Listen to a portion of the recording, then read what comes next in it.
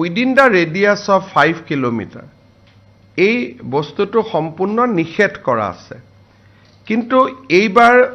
ঈদৰ সময়ত বা আগে পিছে এই যেটো প্ৰভিজন এই প্ৰভিজনটো আমাৰ জিলা প্ৰশাসনসমূহে যি ধৰণে বলবৎ কৰিব লাগিছিল সেই ধৰণে বলবৎ জিলা প্ৰশাসনে কৰা নাছিল ফলত মানুহ সচেতন নহল আমি মানুহক যদি সচেতন কৰি কলোহেতেন যে উইদিন 5 কিলোমিটাৰছ এইবিলাক আপোনালোকে খাব নোৱাৰে কাটিব নোৱাৰে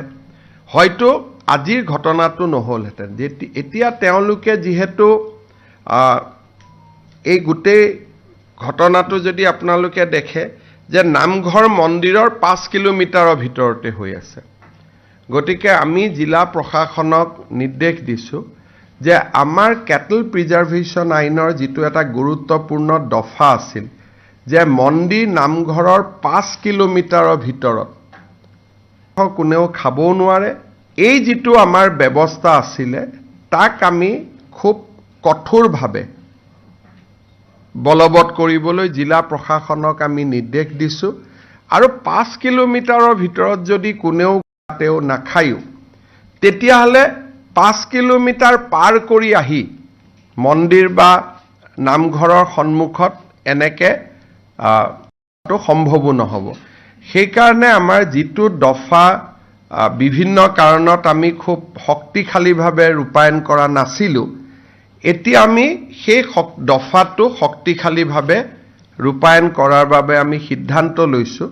আৰু মই ভাবো যে ই এটা গোটেই ব্যৱস্থাটোৰ পাৰ্মানেন্ট সলিউশন হ'ব পাৰে যে উইদিন 5 কিলোমিটাৰ মানে ধুবুৰী টাউনত কোনেও খাব নোৱাৰে দ্যাট ইজ দা বটদ্ৰবাৰ 5 কিলোমিটাৰত কোনেও খাব নোৱাৰে আজি লখিমপুৰতো যেটো ঘটনা হৈছে তাৰ জাস্ট উইদিন 1 কিলোমিটাৰ এই ঘটনাটো ঘটিছে বা বাজেয়াপ্ত কৰিছো যদি তাত খাবই নোৱাৰিলেহেতেন তেতিয়ালে ঘটনাটো কেতিয়াও নহলহেতেন সেই কাৰণে এইবাৰ আমি জিলা প্ৰশাসনসমূহক এখন আমি গোটেই এছওপি এখন বনাই আমি তেওঁলোকলৈকে পঠিয়াম যাতে উইদিন 5 কিলোমিটাৰ ভৱিষ্যতে ঈদ আদিৰ দৰে অনুষ্ঠান হলেও যাতে কোনো কুৰবানী হ'ব নোৱাৰে 5 kilometer from a temple, 5 kilometer from a namghar, 5 kilometer from any religious institution. আৰু গভৰ্ণমেণ্টে ইয়াক কঠোৰভাৱে বলবৎ কৰিব যে তুমি কুৰবানী কৰিব লাগে ধৰ্মমতে আন বিভিন্ন জন্তু কৰিব পাৰি হেতু কৰিবা কিন্তু এই বিশেষ জন্তুটো বা বিশেষ প্ৰাণীটো উইদিন 5 কিলোমিটাৰ ৰেঞ্জত যাতে কোনেও কৰিব নোৱাৰে